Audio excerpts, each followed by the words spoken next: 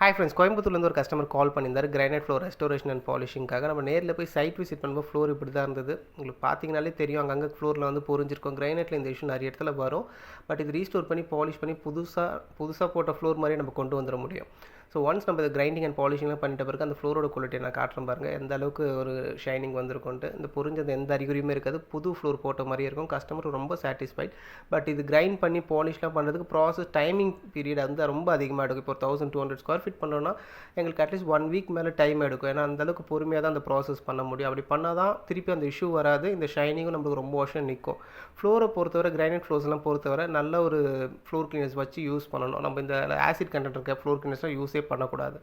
So உங்களுக்கு இந்த மாதிரி granite floor restoration and polishing சர்வீஸ்லாம் வேணால் ஸ்க்ரீனில் தர நம்பருக்கு கால் பண்ணுங்கள். பெஸ்ட் ரேட்ஸில் பண்ணி கொடுத்துட்ருக்கோம்.